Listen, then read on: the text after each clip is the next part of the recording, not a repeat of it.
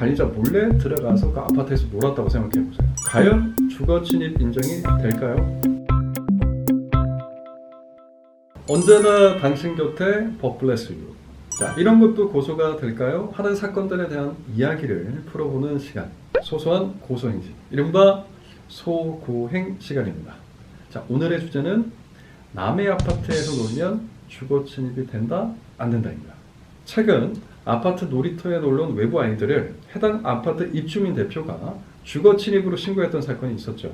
국민청원에도 올라왔던 사건인 만큼 다들 이런 것도 주거 침입으로 고소가 된다고 라는 의문을 가지셨을 텐데, 과연 주거 침입 인정이 될까요? 자, 먼저 주거 침입이란 여러분 말 그대로 주거에 침입한다는 겁니다. 주거의 침입을 통해서 사생활의 평온을 깨는 행태, 이 같은 형태라면 누구나 주거 침입죄에 책임을 질 수 있다. 자, 그렇다면 이번 사건 주거 침입죄에 해당이 될까요?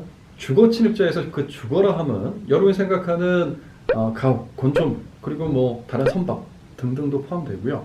나아가서 그 해당되는 주거나 건조물의 사용 편익을 위해서 분리되어진 또 다른 공간, 우린 이를 법률적으로는 위요지라고 표현합니다.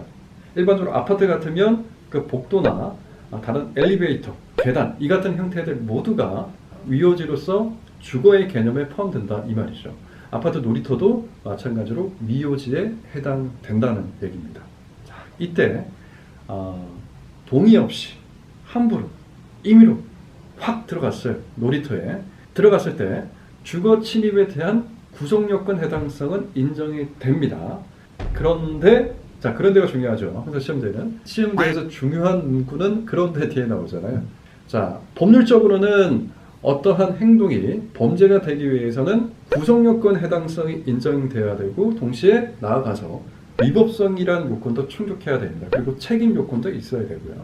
금방 얘기했다시피 주거 침입에는 주거 침입이라는 구속요건 해당성은 인정될 수 있다. 그러나 위법성이 인정되기가 어려워 보인다라고 판단됩니다.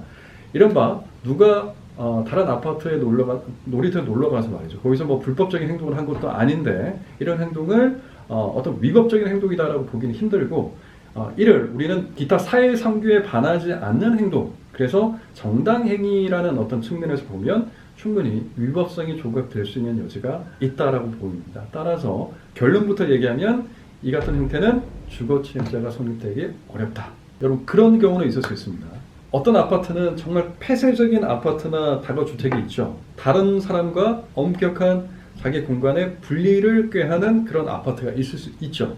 그래서 아예 차폐기를 설치하고 들어갈 때도 엄격하게 관리자의 동의나 승낙을 얻고서 들어갈 수 있도록 하는 공간이 있단 말이죠. 근데 어떤 아이가 그 공간에 놀이터가 너무 좋다는 얘기를 들은 나머지 관리자 몰래 들어가서 그 아파트에서 놀았다고 생각해 보세요. 이 같은 경우는 앞서서 말씀드린 것과 다르게 엄격하게 차폐가 되어 있는 그 시설을 무단으로 들어간 형태이기 때문에 이 형태는 사생활의 평온을 해할 수 있는 경우에 충분히 속할 수 있다고 판단이 들어서 이 같은 경우는 주거 침입죄가 성립할 수 있습니다. 근데 문제는 여러분, 이 같은 경우에 고소를 하셔야 되겠어요? 저도 형사 고소를 많이 하는 형사정보로kom 대표이긴 합니다만, 적정한 사안에 고소를 하는 것은 괜찮습니다만, 글쎄요, 과도하게 고소를 남용하는 형태는 조금은 지양해야 되지 않을까라는 생각도 조금은 드는 부분이 있습니다. 오늘 이번 시간은 주거 침입죄에 대한 이야기를 해봤는데, 앞으로도 여러분들이 궁금해할 만한 그런 이슈가 있고 시사성을 띤 그런 내용들도 그때그때 여러분에게 소통하면서 전달해 드리도록 하겠습니다. 함께 살아가는 사이일수록 조금 더 너그러운 마음으로 상대방을 배려할 수 있으면 더 좋을 것 같다는 생각이 듭니다. 특히 아동이나 약자에 대한 혐오 대신에 배려와 따뜻한 마음으로 상대를 대한다면 조금 더, 요새 너무나 삭막하지 않습니까 여러분? 날씨도 이제 겨울이 돼가지고 사풍이 불어. 삭막한 이 마음에 조그마한 훈풍이 불어오지 않을까라는 생각이 드네요.